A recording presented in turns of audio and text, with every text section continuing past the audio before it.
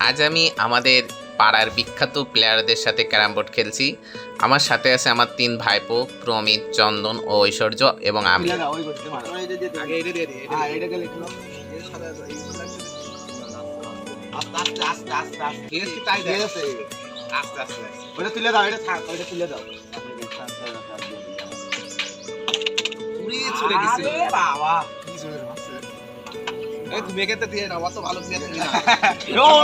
এখানে সবচেয়ে সুন্দর খারাপ প্লেয়ার হলো আমি, যে স্ট্রাইক দিয়ে মারতে গেলে স্ট্রাইক মাঝে মাঝে বোর্ডের নিচে ফেলে দিচ্ছি এবং আমার চেয়ে ভালো প্লেয়ার এরা সবাই।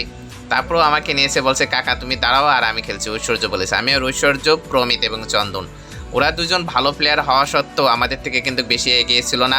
খেলা করতে খুবই ভালো লাগছে। আমার মনে হয় ইনডোর যে গেম, সেই ইনডোর গেমের ভিতরে ক্যারাম বোর্ড খুবই ভালো। 4 জন মানুষ নিরিবিলি খেলা করা যায়।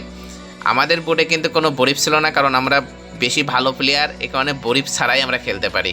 বরিফ বা পাউডার কোনো কিছুই আমাদের প্রয়োজন পড়ে না। ঐশ্বর্য মাঝে মাঝে মারছে এবং গুটি দিচ্ছে, আমার সেটা খুব ভালো লাগছে। আর আমি যে খেলা করছি আমাদের দেবের সেই বোর্ড আছে, সেই বোর্ডে খেলা করছি। খুব পরে হিট আসলো চন্দন হিট করতে যে কতবার যে পাতিয়েছে তার কোনো ঠিক নাই। পাতিয়েই একটা গুটি দিয়েছে এবং একটা গুটি দেওয়ার পরে পরেরটা দিয়ে পরে হাত ছেড়ে দিয়েছে, আর পারেনি।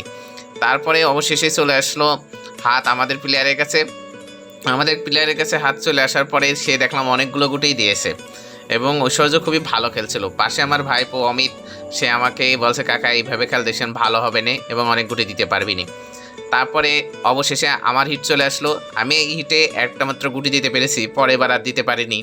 যাই হোক, ভাইপোদের সাথে খেলার যে মুহূর্তটা সেটা আমি এমনি ভিডিও করে রাখছি।